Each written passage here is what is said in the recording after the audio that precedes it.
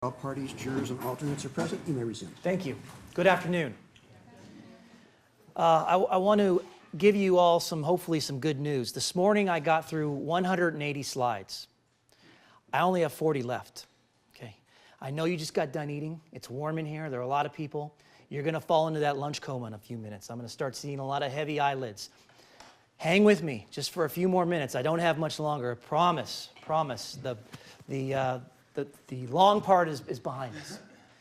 So when we broke this morning, I had been going through some of the law on the crimes that are actually charged. And it brings us to now the murder charges, the murders of Ashley Ellerin and Maria Bruno. And there's two elements to prove that a murder was committed. The defendant committed an act that caused the death of another person. And number two, when the defendant acted, he had a state of mind called malice aforethought. So, person who causes the death of somebody with malice aforethought is guilty of murder. What is malice? What is malice aforethought? There's two types of malice. The first kind, and what really is applicable to the killing and the attacks in this case, is express malice. In other words, if somebody has the intent to kill, that's malice. That's malice. So if you have an act that caused the death of somebody and you intended to kill that person, you're guilty of murder under an express malice theory. There's also something called implied malice. And it's not applicable to the facts and the circumstances we have in this case, but nevertheless, you need to be told about it. We need to talk briefly about it. Essentially, what implied malice is if you have an intent to do something deadly, knowing that it is deadly and not caring that it could result in somebody's death. That is implied malice. But in a case such as what we have here, the case that you've been listening to now, this is the circumstances of somebody intentionally going into somebody's home, attacking them with a knife, brutally murdering them. This is the very definition of express malice and intent to kill.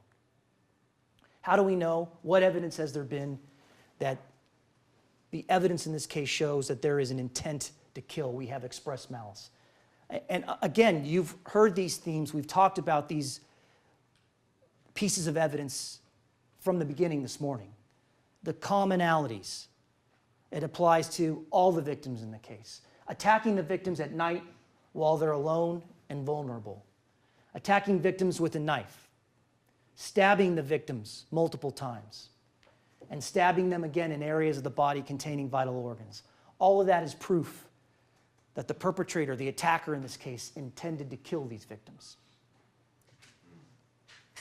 So, when analyzing the evidence in this case and using the law that the judge is going to give you shortly, and making the decision about whether the crime of murder has occurred, you must first decide that somebody caused the death of somebody with malice aforethought. If the answer is yes, you automatically start out at second-degree murder. That's a second-degree murder automatically. What makes a murder go from second degree to first degree, in this case, there's two theories. The first one is, again, a term you've heard already, willful, deliberate, and premeditated. And the law is the same, whether it's attempted murder or murder. Again, the evidence is very similar. Selecting and watching and targeting the victims. Timing and locations selected to minimize detection and maximize success. Selecting and using a weapon of choice that you're comfortable with. Being careful not to leave evidence behind and to dispose of evidence afterwards. All proof of this premeditation, deliberation, willfulness. The things we talked about before we broke for lunch. Doing something on purpose, considering the consequences, knowing about them, and nevertheless still acting on them.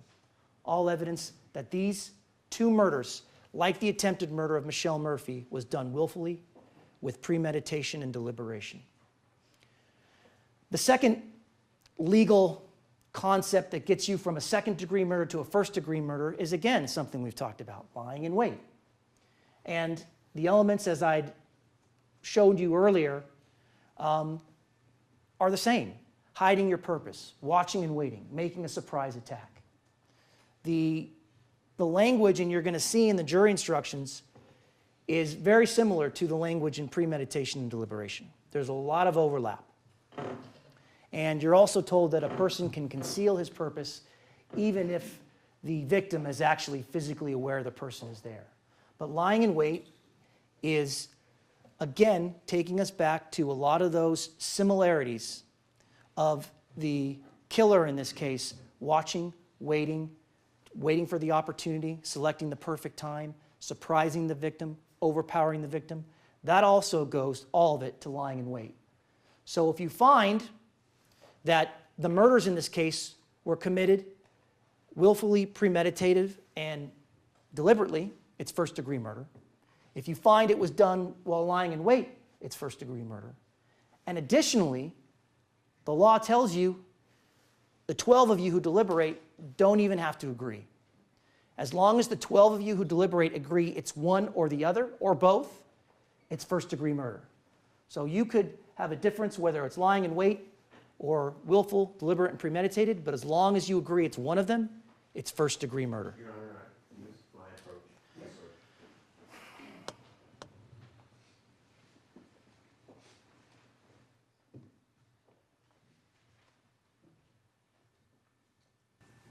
May I continue, Your Honor? Yes. Okay. As I indicated, those are the two theories to get the first-degree murder. You don't have to agree on which one it is. If you find the murders in this case are in the first degree, the next step, the next question, the next issue you have to decide is whether the special circumstances in this case have been proven. And there's two in this case. The first one is called multiple murder. And what that essentially says is, if you find the defendant guilty of at least one count of first-degree murder, and you also find him guilty of a second count of murder, whether that second count is in the first or second degree, then the special circumstance of multiple murder is true. One count of first degree and a second murder either in first or second degree, and the multiple murder allegation is true. The other special allegation is, again, lying in wait. And you're going to see the instruction on that is the instruction we've been talking about all day. And like the instruction on first-degree murder, these are the elements of lying in wait. I'm not going to go through them again. I'm not going to repeat them again. We've talked about them. They pertain to much of the evidence you've heard in regards to the behavior of the killer in this case, what he did to prepare, what he did to carry out the attacks and to get away with them. And these elements are what make the special circumstance of lying in wait. So, has a murder occurred? If so, it's in the second degree. Was it either willful, premeditated, and deliberate, or lying in wait? Then it's murder in the first degree. If it's first-degree murder, are one or both of these special allegations true? That's kind of the progress of going through the law on murder.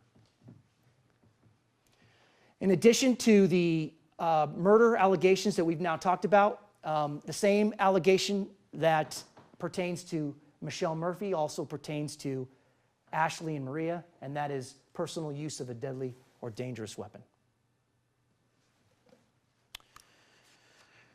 The defense case. And what you heard and seen by the defense in this case is essentially this. If you believe Michael Gargiulo is responsible for attacking and killing these three women, well, Michael Gargiulo has a mental issue, and he could not have formed the intent to kill these women. That's the defense case in a nutshell. And the instruction on it in regards to the mental evidence and the relevance of it at this stage of the case is as follows. You've heard evidence that the defendant may have suffered from a mental disease, defect, or disorder. You may consider this evidence only for the purpose of deciding whether at the time of the charged crimes the defendant acted with the intent or mental state required. So again, it's relevant only as to whether the defendant had the intent to kill when he attacked these 4 women. And again, may is the operative word. You must be convinced that he suffered from a mental disease or defect.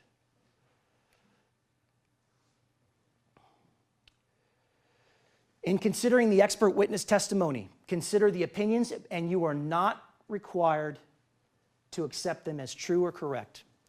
Just because an expert testifies in this case, you're required to listen to them, you're required to consider them, you're not required to believe them or agree with them. The meaning and importance of any opinion is for you to decide. In evaluating the believability of these witnesses, like any other witness who testifies in this case, follow the instructions about believability of witnesses. So let's talk about Doctors Vian Castellano and Robert Shug and who you should believe. There's a list that the judge will read to you on the believability of witnesses. And the list will give you a series of factors to consider when deciding whether you should believe a witness. And one of the factors you have to decide or consider when deciding whether to believe a witness is whether the witness has a bias, personal relationship, or interest in the case. Interest in the case. How about 300,000 interests in this case? A down payment on a home. Vian Castellano made $300,000 on this case. Dr. Robert Shug made $1,500. Not even enough to repave the driveway of your new home. Dr. Castellano testified, I'm appointed for the defense, and that is the side I am appointed to work on the case for. She's a defense witness here to testify for Michael Gargiulo, and she made a lot of money for it. That is a personal interest in the case. What about a bias? What about when Dr. Castellano was caught behaving as we see in this photograph, moving to the side of the table with Mr. Gargiulo, shoulder to shoulder with him? Does that not demonstrate that this witness has gone from an objective expert evaluating the evidence in the case to somebody who has a bias and personal interest in it? Prior consistent or inconsistent statement. When Mr. Aikman asked Dr. Castellano about that photograph of her being on the same side of the table, she gave different answers, and her answers changed throughout her testimony. At first the question was, did one of the deputies come into the room and confront you regarding the way you were seated with Mr. Gargiulo? Her answer was, yes, okay, I have a vague recollection of what you're talking about. I don't remember the exact incident. I need to see the note.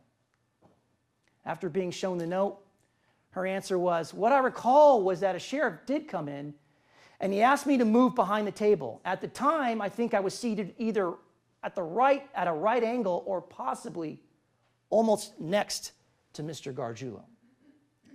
Later, the answer became, question, had you moved your seat from across Mr. Gargiulo to his side? I don't remember.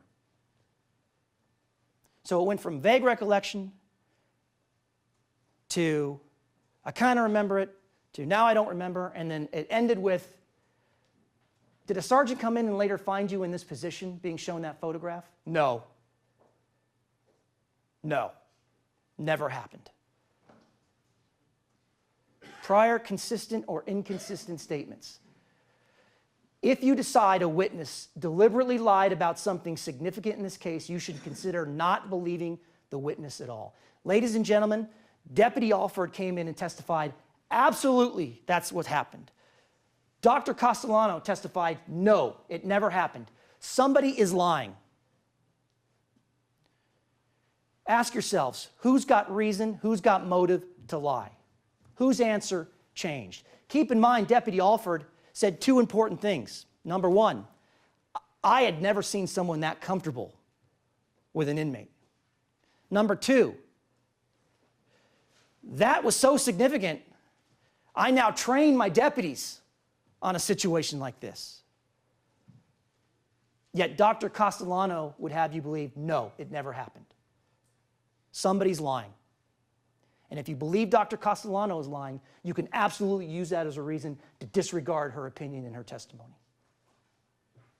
What else? What about her behavior while testifying? Did she understand the questions and answer them directly? How many times did you watch her upon questions by Mr. Aikman? Just go round and round and round. No direct answers, no yes or no's. Well, but I don't know, and volunteering information. Let me go through my book and look. Never did she give Mr. Aikman direct answers. Never did she answer questions directly. Round and round and round. Unwilling to answer the questions. What about her notes? Remember the notes? And again, the ability to remember. Interesting, for a lot of questions that were asked by Mr. Aikman, she didn't remember. I don't remember. I got to go through my books and look. But then there was something interesting. A couple specific questions about information that was contained right in her notes. This is what her notes said. 6 or 7 years old, stole wrestling figure. 9-year-old, stole doll. 8, 9-year-old, radios, broke into cars. That was her notes. So when Mr. Aikman asked her, well, what about this 9-year-old stealing a doll? Did Mr. Gargiulo say that? Nope. That was just me talking to myself.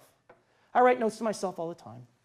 You know, when I saw him, I made the mistake of wearing a necklace that had a mask on it, and he got into some discussions about masks and dolls. A note that says, stole a doll at age 9, and her answer to that is, no, Gargiulo didn't say that. I just had this memory of something that happened to me at one point, and I just started talking, and that's why I wrote that down. That was her testimony. And there was other testimony like that.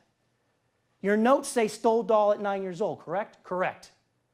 And you're saying this is not something he said? This is not something he said. It's just what I referred to. I'm trying to explain the pendant again. And there was other notes, breaking into cars, stealing radios. No, that was his brother, even though his brother's name was mentioned nowhere in those notes. Is that credible? Are those credible responses, or is that somebody who has a personal interest in this case, who is trying to now dance around and protect Mr. Gargiulo? The reasonableness of her testimony. How reasonable was her testimony when you consider the entire case and all the evidence? She did not give any malingering tests. This diagnosis is controversial, it's debated, and it's especially suspicious when you're dealing with criminal defendants like Mr. Gargiulo. It's ripe to be manipulated and lied about. And yet with all that, she did not give malingering tests. Not standardized tests. She told you, no, I didn't give those tests, but after talking to him for 1,000 hours, I know he was telling me the truth. That's her answer for why she believes he wasn't malingering. But there were standardized tests available. She chose not to give them. And then when cross-examined about some of this information that might pertain directly to malingering, are you familiar with Mirko Hoffman? And that Mr. Gargiulo has said, lie, lie, lie until you die if you ever got in trouble. She didn't know it, and she said, if I knew that, it would be certainly something I would take into consideration. Those materials were available, she just chose not to utilize them. And of course, the elephant in the room, the one that is absolutely, positively irrefutable, is before Michael Gargiulo has even met Dr. Castellano, before she's opined that he has blackouts and doesn't remember and slips into some unconscious state, he says in the jail cell, I could say I black out, I could say I don't remember. And upon cross-examination to Dr. Castellano, she has to concede, yes, that would be consistent with malingering. She might have known that if she'd tested him for it. She might have known that if she read the transcript carefully and looked at that before she made the ultimate decision that, no, he's not faking it.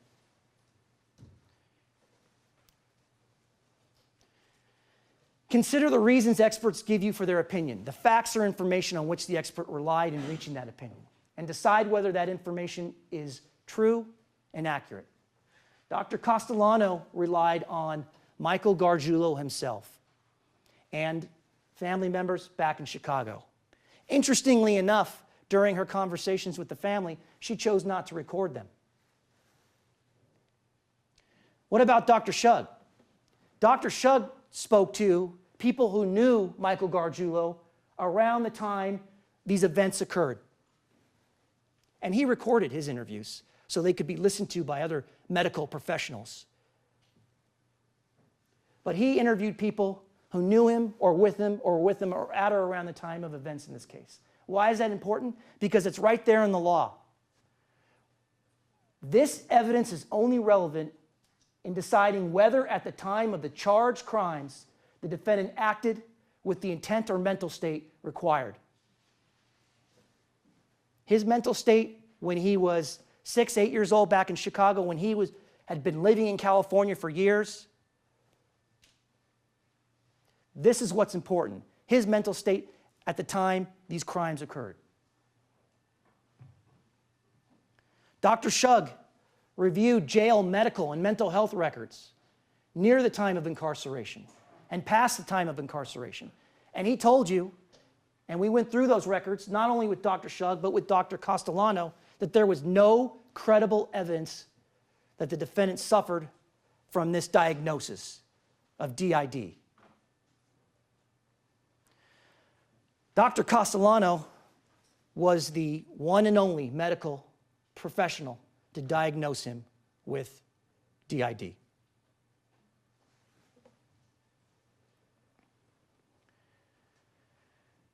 And knowing what the law tells you about the importance of knowing the state of mind of someone at or near the time of the events in question, Dr. Castellano was asked, would you agree that medical records from around the time of an incident are very important when evaluating mental health status? Yes.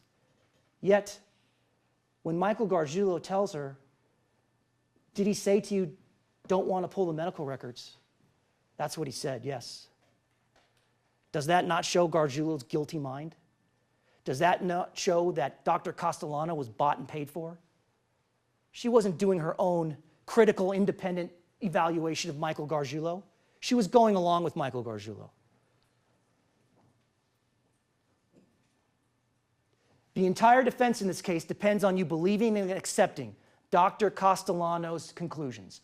And essentially, if you were to do that, you would have to ignore all the other evidence in this case. She's the only evidence that Gargiulo suffered from DID, and she's admittingly said, Doctor, you did not conduct any malingering tests. I didn't do any testing at all. I talked to him for 1,000 hours. That's why I'm telling you what I'm telling you. Dr. Castellano wants you to know this. Believe and trust me because I said so, not because I have any objective evidence I can point to. That's Dr. Castellano.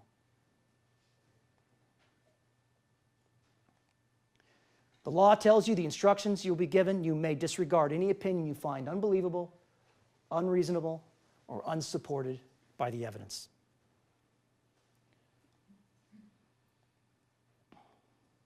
And lastly, other evidence that proves or disproves a fact testified to.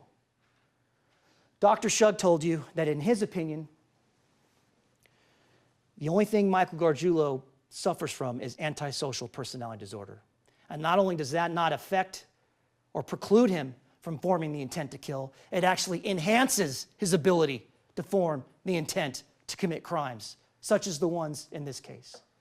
But Dr. Shug didn't just rest on the documents, records, the information provided by Dr. Castellano. Dr. Shug did things that Dr. Castellano did not even do. He talked to Yadira Reyes. Yadira testified, if you recall, that Michael Gargiulo raped her. Teresa Cordero, who told you that Michael Gargiulo threatened to kill her and attempted to get in her car. Ashley Green, who was a high school who was in high school at the time that Michael Gargiulo put a knife to her throat. Dorothy Haas, who got tased by Michael Gargiulo. Hay Collusion, who was Michael Gargiulo's friend and witnessed him victimize another motorist, light his car on fire for insurance, steal a motorcycle, steal a car for revenge. Maria Garola, who was stalked by Michael Gargiulo. He broke into her bedroom and assaulted her. Doug Piccaccio, who witnessed Michael Gargiulo assault a special needs kid on the track at school. Felony burglary convictions. The information he did admit to Dr. Castellano. That's, along with the reports and documents in this case and the interviews he conducted, that's what Dr. Shug based his opinion on, that Michael Gargiulo suffers from nothing more than being an antisocial personality disorder, enhancing his ability to commit crimes. Dr. Castellano did not consider any of this. She actually testified that the difference between DID and antisocial personality disorder is being a victim or a victimizer. Dr. Castellano actually wants you to believe that Michael Gargiulo is the victim in this case. Dr. Shug says he's a victimizer. Dr. Shug has the evidence and the victims to tell you that. Dr. Castellano says no, he's the victim. The similarities of these crimes tell us they weren't random. They were perpetrated by a man who had the ability to carefully plan by watching and waiting for the perfect time to strike. A man who worked at being able to cover his tracks and get away with these crimes. Not a man who went into some unconscious state, but a man who acted purposefully, intentionally, and goal-directed. The murders in this case were committed by a single man. That man is Michael Gargiulo. Michael Gargiulo is the man who attempted to murder Michelle Murphy. Michael Gargiulo is the man who murdered Ashley Ellerin. Michael Gargiulo is the man who murdered Maria Bruno. And Michael Gargiulo was also the man who murdered Tricia Piccaccio. Michael Gargiulo was also the man who attempted to escape while waiting to face and answer for the crimes he's charged with in the ultimate act of someone with a guilty mind, the consciousness of guilt. Mr. Aikman and I are asking that you hold Michael Gargiulo accountable for these crimes. Mr. Aikman and I are asking that you return verdicts of first-degree murder with special circumstances as to the murders of Ashley Ellerin and Maria Bruno. Mr. Aikman and I are asking that you return a verdict of guilty of attempted, willful, premeditated murder of Michelle Murphy and attempted escape. Mr. Aikman and I are respectfully asking you hold Mr. Gargiulo accountable for his crimes. Ladies and gentlemen, have a nice afternoon. Thank you. Ladies and gentlemen, there's been a discussion. We're going to start the defense argument tomorrow, and we'll start at 9:30 in the morning. Keep in mind the admonition. Have a pleasant evening. We'll see you tomorrow morning. Please remain seated for the file this morning. I understand the court is not happy with the first paragraph, and then the district attorney says that they had opposition to this. Yes. So, I mean, I can, if we can change it around, I can go home and prepare another one. Okay, well, let's hear what the objection is. Your Honor, I thought the understanding was that there would be judicial notice with regard to how funding went for Dr. Castellano. In scanning this, I don't know what the relevance of this seems like a lot of unnecessary detail as to the appointment process and when people were appointed, why they were appointed, etc. What's the relevance of this? So we have no objection to the court giving judicial notice with regard to how the funding goes with Dr. Castellano, etc. But this thing seems like a bridge too far. It's way too much detail here. It's irrelevant. The way that this came about, Your Honor, is the last day of testimony where overnight I considered the fact that Dr. Shug was allowed to give an opinion regarding the amount of hours that were approved and about Dr. Castellano seeing Mr. Gargiulo after she had written a report. And at that point, we had a hearing where I basically explained all of this to the court on the record. And the court said that we could do one of two things. We could either strike the answer of Dr. Shug, because I don't believe he has the experience to know what even is involved in this. Or we could get a judicial notice of the circumstances so that the jury would understand that we were faced with a situation, Mr. Nardoni and I, where in mid-2016, we took on a death penalty case where nothing had been done to prepare the matter for trial. And my meetings with the assistant supervising judge were to the basis of I would be provided with all of the funding that I needed, but he wanted this case to be prepared for trial in 2018. And that's exactly what happened. Now, we do have the information that the court took judicial notice under 987-9.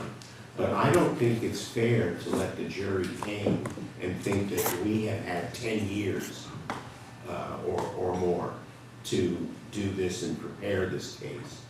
And that's why I wanted to present this. When we came back, the court did not strike the testimony of Dr. Shug regarding this issue. So I think it is important for the jury to know, at least as involved, if the court wants to strike the first paragraph. The rest of it is exactly what we talked about on the last day of testimony when Dr. Shug finished his testimony, that the court indicated it would take judicial notice of.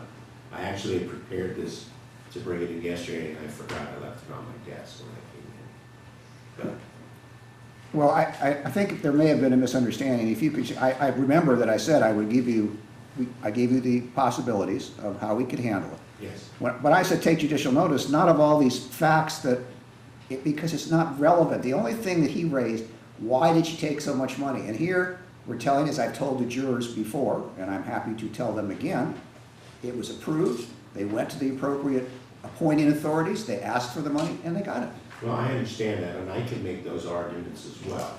But the bottom line is, what the jury doesn't understand is why all of this was done in a short period of time, so that really what happened is the defense team was working full-time on this case for a year and a half, 2 years.